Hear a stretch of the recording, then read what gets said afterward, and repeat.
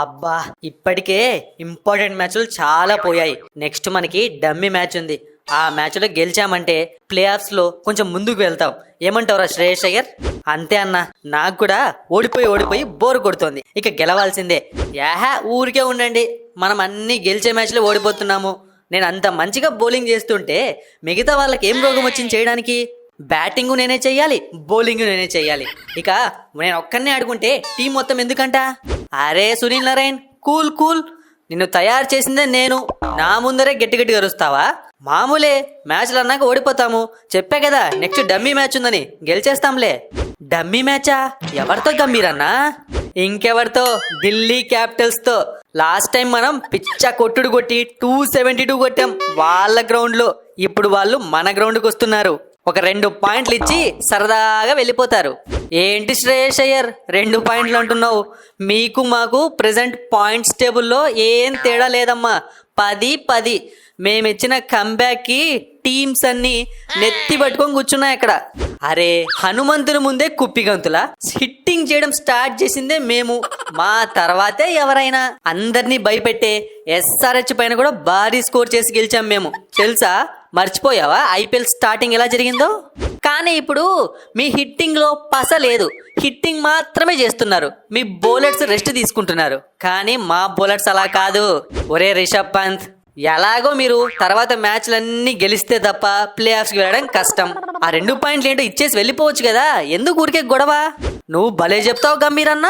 ఊరికే 2 పాయింట్లు ఇవ్వడానికి మేమన్నా డమ్మీ టీమా? ఏంది నారాయణ అట్లా నవ్వుతున్నావు?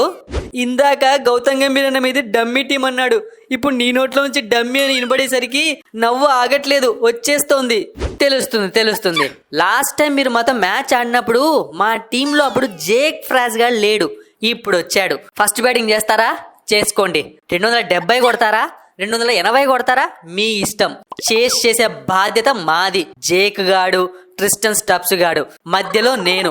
మా ముగ్గురిని దాటుకొని వెళ్తే తప్ప మీరు మ్యాచ్ గెలవలేరు. ఆ జేక్ గాన్ని నేను అవుట్ చేస్తా. ఫస్ట్ ఓవరే బౌలింగ్ చేస్తా. ఫస్ట్ ఓవర్లోనే మన అవుట్ చేయకుంటే నా పేరు సునీల్ నారాయణే కాదు.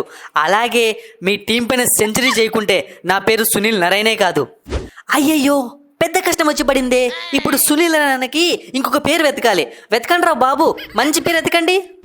ఏంట్రా కుర్రోడా, జోకులు వేస్తున్నావా? నా ఎక్స్పీరియన్స్ అంత వయసు లేదురా నీకు. నా మీదే జోకులు వేస్తున్నావు కదా, చూపిస్తా మ్యాచ్లో. మరి లేకుంటే అవుట్ చేయకుంటే పేరు మార్చుకుంటా, సెంచరీ చేయకుంటే పేరు మార్చుకుంటా. ఏంటి పాత సినిమా డైలాగులు? అవుట్ చేశాక మాట్లాడు, అప్పుడు చూసుకుందాం సునీల్ నారాయణ అన్న. ఏంటి నారాయణ అన్న, కుర్రాడు కదా ర్యాగింగ్ చేద్దాం అనుకున్నావా? గుంటూరు మిర్చి, అది కారం ఉంటుంది, ముట్టుకోకు. అరే, డైలాగులు చెప్తున్నాడు, చెప్పుకోని రిషబ్ పంత్. అతను ఎలాగైతే డైలాగులు చెప్తున్నాడో నేను చేసి చూపిస్తా. సునీల్ నారాయణ్ ని ఫస్ట్ ఓవర్లోనే అవుట్ చేస్తా. నువ్వు నాకు బౌలింగ్ పవర్ ప్లేలో నేను చూసుకుంటా మిగతాది. చాలు, చాలా ఎక్కువైపోయాయి మీ మాటలు. మీరు వస్తుంది ఈడెన్ గార్డెన్స్ కి. ఈడెన్ గార్డెన్స్ అంటే కోల్కతా అడ్డా, తెలుసా? ఏంటి గంభీర్ అన్న అలా మాట్లాడతావు? ఒకప్పుడు నేను కోల్కతా టీంలో ఉన్నా.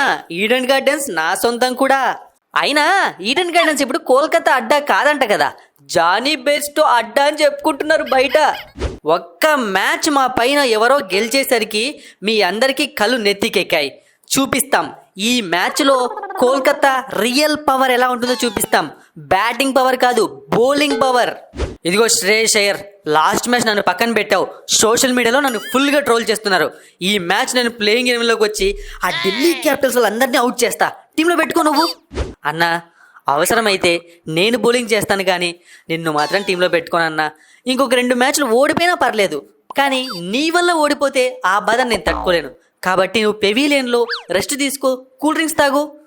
ఏంది గంభీర్ అన్న, 25 కోట్లు పెట్టి కొనుక్కున్నారు, కనీసం నాకు 20 రూపాయల వాల్యూ ఇవ్వట్లేదు కుర్రాళ్ళు. నువ్వైనా చెప్పు వాళ్ళకి. ఇక నీ విషయంలో నేను చెప్పే రోజులు పోయాయిరా మిచెల్ స్టార్క్. నన్నే కొట్టేలా ఉన్నారు నేను సపోర్ట్ చేస్తే. కాబట్టి నువ్వు అలా కెప్టెన్ మాట విని సైలెంట్ గా ఉండు. అన్నా ఏందన్నా నన్ను బ్యాటింగ్ పంపిరు, ఎప్పుడో 16-17 ఓవర్లో పంపిస్తారు, హిట్టింగ్ చేయమంటారు. నన్ను 1 డౌన్ పంపించండి అన్న. వెంకటేశ్వర్ని నమ్ముతారు, నన్ను నమ్మరు, ఏంది ఇది? అవునరా రింకు, నేను కూడా నీ విషయంలో ఆలోచిస్తున్నా. నేను త్వరగా బ్యాటింగ్ పంపించాలి. అయితే ఓపెనింగ్కి వెళ్ళానా నేను? ఫిల్ సాల్ట్ అలా నేను ఓపెనింగ్ చేయమా? ఏ రింకు, నువ్వెక్కడ తగిలినవు రా అబ్బాయి? ఇంతసేపు బ్యాటింగ్ 1 డౌన్ అంటివి, అప్పుడే నా ప్లేస్కి సరిపెట్టావు. నేను మంచిగా ఆడుతున్నా, నా ప్లేస్ నేను ఇయ్యా. ఏదో మన మెంటర్ని అడిగినానన్నా, ఒప్పుకుంటే ఆడదామని. నువ్వెందుకు అంత టెన్షన్ పడతావు? అయినా నాకు చాలా భయంగా ఉందిరా, మ్యాచ్ ఎవరు గెలుస్తారా అని చెప్పి. ఈ టెన్షన్తోనే పోయేలా ఉన్నాను. సరే గంభీర్ అన్న, నువ్వు నా ఆపోజిట్ టీం అయినా నీకు ఒక మంచి సలహా ఇస్తాను. ఈరోజు మ్యాచ్ ఎవరు గెలుస్తారో మ్యాచ్ ముందే నీకు తెలిసిపోతుంది. అలా అయితే నువ్వు కూల్గా మ్యాచ్ చూస్తావు. చెప్పాలా? చెప్పురా బాబు, అలాంటి ట్రిక్స్ ఏమన్నా ఉంటే ఫస్ట్ నేనే ముందుంటాను. ఏం లేదన్నా, Crick cartoon Telegram channel join అవ్వు, డిస్క్రిప్షన్ బాక్స్లో లింక్ ఉంది. అంతే, మ్యాచ్కు ముందు ఒక 10 నిమిషాల ముందే నీకు తెలిసిపోతుంది మ్యాచ్ ఎవరు గెలుస్తారో. అవునా, ఇదేదో బాగుందిరా, వెంటనే వెళ్ళి జాయిన్ అవుతా. మీరు కూడా జాయిన్ అవ్వండి, మ్యాచ్ ఎవరు గెలుస్తారో ముందే తెలుసుకోండి.